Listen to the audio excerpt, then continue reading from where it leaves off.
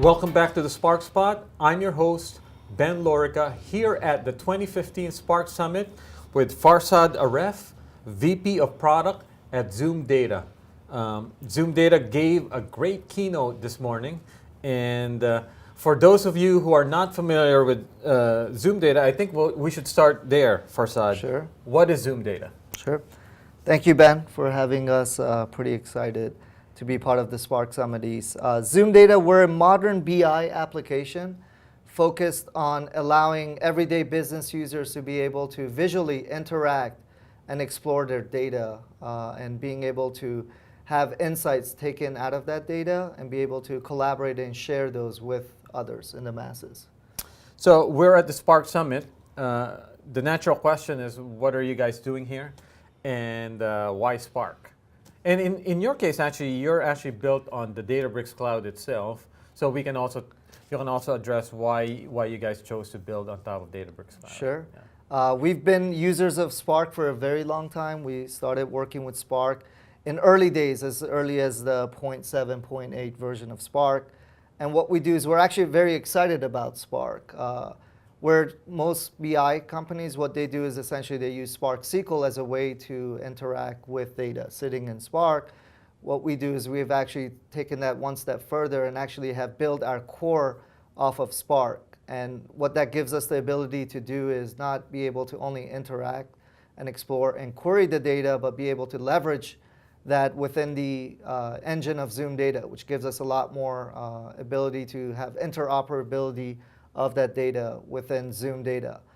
For Zoomdata, we're a solution that could be not only installed on-premise or deployed within your cloud, but it could also be spun up as an app, as Ben mentioned, in the Databricks cloud, which basically lets you have a visual tool, a visual exploratory tool on top of all of your schema, RDDs, or data frames that you've built in Databricks cloud. So as best as I can see the demo, great dashboards, really interactive at massive scale. Yes. And how easy is it to customize the dashboards? Very easy. So from the foundations of Zoomdata, what we try to do is we wanted to keep everything business user in mind. We wanted to keep it very simple.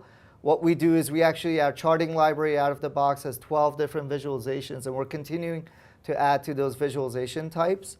And what users can do is once the data sources have been set up, they can select any of those visualizations depending on their data set, and then from there be able to explore it. Exploring it means either change the group bys, apply calculations, or look at metrics, or apply filters, and then expand it through dashboards by bringing in other visualizations from the same source or different data sources and be able to look at this across a dashboard that they've decided to build based on their use cases. So did Zoomdata come of age at roughly the same period as Spark, or did you guys have to transition your tech stack over to Spark?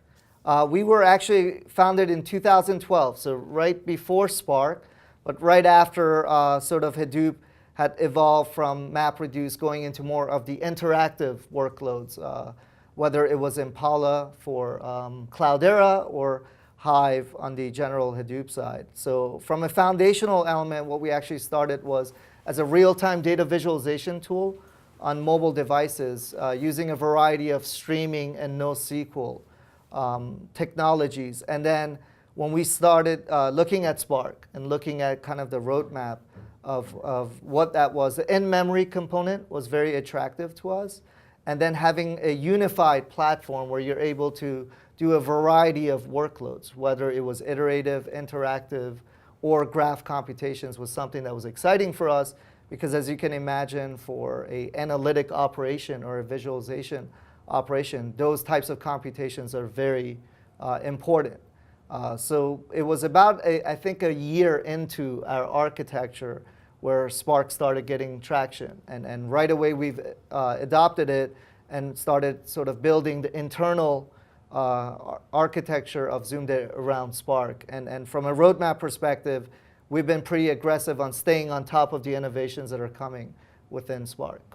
So it sounds like you guys have really made a big bet on Spark and on the Databricks cloud platform.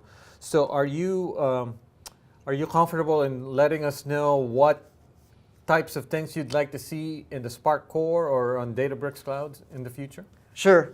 Yeah, we're very excited. We're actually doing a lot of different scale tests and performance tests on Spark. We're actually pushing it to its max. And there's naturally, as we look at production workloads on Spark, there's going to be a lot of things around security, the ability to have a one single context within Spark, to have these variety of workloads be interoperable. Those are all important to us. And then continuing to have the extensibility of the type of operations that occurs within Spark.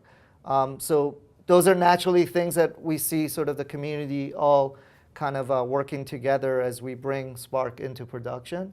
And then as we look at the 1.3, 1.4 and beyond roadmap, it's exciting to see the data source API. So ability to look at data at a variety of sources, and then the introduction of data frame and bringing some of that data scientist workload next to the business user who's looking at the data more interactively.